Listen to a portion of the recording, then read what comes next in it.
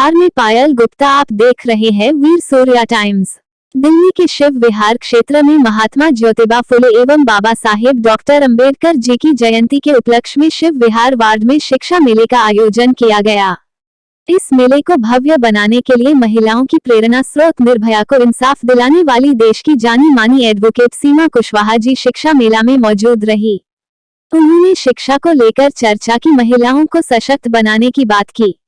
सीमा कुशवाहा ने बच्चों को सम्मानित भी किया और कुछ क्या कहा, देखिए मनीष कुमार सूर्यवंशी की खास रिपोर्ट। कि बाबा साहब इस भारत के हर व्यक्ति, हर नागरिक, हर स्त्री पुरुष को एक संविधान देकर के गए, उनका अधिकार देकर गए संविधान के रूप में। लेकिन षड्यंत्र के तहत उनको दलित समाज तक सीमित कर दिया गया। कल मैं कहीं बैठी थी एक डिस्कशन में, वहां पर बात हो रही थी महात्मा गांधी जी की। नो डाउट महात्मा गांधी जी का स्वतंत्रता आंदोलन में योगदान था, लेकिन इस देश के अंदर फैली कुरीतियों को खत्म करने में क्या महात्मा ज्योतिबा फुले का कोई योगदान नहीं था? आज अंतरिक्ष में पहुंचने वाली मेरी भारत की बेटियां, देश की पहली महिला प्रधानमंत्री इंदिरा गांधी जी बनी, वो इसलिए बनी क्योंकि उन्होंने शिक्षा ली थी। और वो शिक्षा की अलग जगाने वाली माता सावित्री बाई फुले थी। अगर उन्होंने विद्यालय नहीं बनाया होता तो हमारे देश को एक महिला के रूप में कभी भी इंदिरा गांधी जी भी प्रधानमंत्री नहीं बन पाती। लेकिन इन सारी चीजों को सार्वजनिक मंचों पर नहीं बोला गया, मीडिया में नहीं दिखाया गया, बॉलीवुड की फिल्मों में नहीं दिखाया जाता, विश्वविद्यालयों में नहीं बताया जाता, क्योंकि जो भेदभाव सदियों से चला आ रहा था उस भेदभाव को निरंतर बनाए रखना है। बाबा साहब ने संविधान बनाया, उस संविधान में उन्होंने कभी विभेद की बात नहीं की है, उन्होंने समानता की बात की, उन्होंने इक्वलिटी की बात की। लोग जब कहते हैं कि मनुस्मृति की बात होती है कि मनुस्मृति की बुराई क्यों की जाती है, क्योंकि आपकी मनुस्मृति ने भेदभाव की बात की। बाबा साहब ने जब संविधान लिखा तो जिन्होंने भेदभाव की बात की बाबा जी ने उनको भी समानता के आधार पर इस देश में बराबरी का दर्जा दिए रखा, उनके साथ भेदभाव नहीं की। तो आप सोचिए कि असली इस संविधान को, इस देश को, जो राष्ट्रवादी लोग हैं, जो इस देश को चला रहे सही मानों में, जो भेदभाव रहित समाज चाहते हैं, जो समता मूलक समाज चाहते हैं, वो कौन लोग हैं? वो लोग हैं बहुजन समाज के लोग, जो भेदभाव नहीं करते। वो आप हम लोग हैं, वो बाबा अंबेडकर साहब के बच्चे हैं, वो महात्मा ज्योतिबा फुले के बच्चे हैं, वो माता सावित्री बाई फुले की बेटियां हैं, जो कहीं पर भी रहती हैं भेदभाव नहीं करती। मैंने जब निर्भया केस फाइट किया, आज मैं आप लोगों को बताना चाहती हूँ, मुझसे बहुत लोगों ने पूछा कि निर्भया की जाति क्या थी। मैंने कभी उनके माता पिता से नहीं पूछा कि निर्भया की जाति क्या थी, क्योंकि वो मेरे देश की बेटी थी, वो किसी माता पिता की बिटिया है, वो हमारे आपके घरों की जैसी बेटी हो सकती है, किसी की भी बेटी। तो हम क्यों जाति को देख करके मुकदमा लड़ेंगे?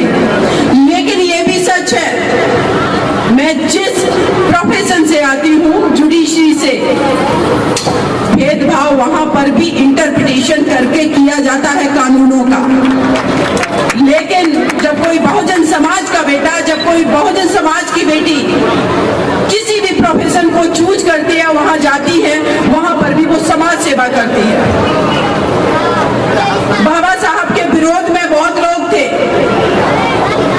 बहुत लोग जो हैं, जो मनुवाद को मानते हैं, वो भी बाबा साहब की बहुत सारी चीजों का विरोध कर जाते हैं। उनसे एक सवाल है मेरा, जब हिंदू कोड बिल आया, उस हिंदू कोड बिल में जब महिलाओं के अधिकार की बात आई, जब 2 विवाह, 1 से ज्यादा विवाह पुरुषों को करने का अधिकार था, तो बाबा साहब ने विरोध किया वहां पर, तो क्या वहां पर मनुवाद को मानने वाले कि आगे आने वाला समय बदलाव का समय है, लेकिन क्या हमारे घर की बेटियां, हमारे घर की स्त्रियां कार्यक्रम में ही आ सकती हैं? उनको हमें और भी आगे ले जाने की जरूरत है।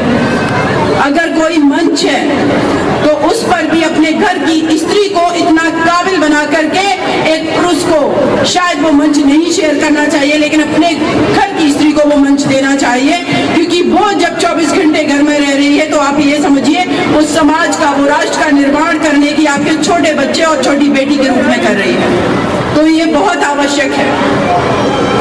लोग हमसे बात करते हैं कि बेटियों को कैसे एम्पावर्ड किया जाए, शक्तिशाली बनाया जाए। मैं एक ही बात कहती हूँ कि अगर सीमा कुशवाहा को आप लोग सम्मान दे रहे हैं तो आप अपने घर की बेटी को अपने घर के अंदर लड़ना सिखाइए, अपने भाई से लड़ना उसको सिखा दीजिए। अगर उसका भाई उसको मारता है, उससे गुस्सा करता है, उस बेटी को मैं यहाँ कहना चाहती हूँ जो बैठी हुई है कि अगर आपको लगता है कि आपके पापा ने कोई बात गलत बोली है, मम्मी ने गलत बोली है, आप उसका विरोध करिए, क्योंकि आप अगर अपने घर में गलत के खिलाफ विरोध करना सीख गई, आप अगर समाज में गलत के साथ विरोध करना सीख गई, आप समझ लीजिए न्याय की प्रतिमूर्ति बन जाएंगी। क्योंकि जब शुरुआत आपकी जिस परिवार से हो रही है, अगर उसमें आपको बोलने का मौका नहीं दिया, आपके घर की बेटी कभी बाहर जाकर के किसी से नहीं लड़ पाएगी। कोई उसको छेड़ेगा, कोई उसके साथ बलात्कार करेगा, कोई उसको नीचा दिखाने की कोशिश करेगा, और डरी सहमी बेटी घर वापस आएगी। आप उसकी शिक्षा को छुड़वा दोगे, उसका स्कूल ड्रॉप करवा दोगे, उसका कॉलेज ड्रॉप करवा दोगे। लेकिन अगर वो बेटी को अपना लड़ना भिड़ना सिखा दिया तो निश्चित रूप से वो बेटी एक दिन आपका नाम भी रोशन करेगी। उस समाज में जो फैली बुराइयां हैं, अराजकता है, पूरी तरह उनसे लड़ करके वो दूसरी मायावती जी भी बन सकती है, वो माता सावित्रीबाई फुले भी बन सकती है, वो कल्पना चावला भी बन सकती है। लेकिन वो बीज उस बेटी के दिमाग में आपको घर के अंदर डालना होगा। लोग जब मुझे सम्मान देते हैं, कहते हैं सीमा कुशवाहा जी ने निर्भया को न्याय दिला दिया। सही मायने में बताती हूँ, अगर मैंने अपने हक अधिकार की लड़ाई स्कूल जाने के लिए अपने घर के अंदर नहीं लड़ी होती, रोड चलते जब साइड में लड़के खड़े छेड़खानी की बातें कमेंट बदले कर रहे थे, उनको नहीं पीटा होता, तो शायद मैं कोर्ट में मुकदमा नहीं लड़ पाती। लड़ना पड़ता है वहां पर, और बेटियों को ही नहीं, ये बात मैं अपने बेटों को कहती हूँ जो यहाँ पर खड़े हुए हैं बहुत बड़ी संख्या में।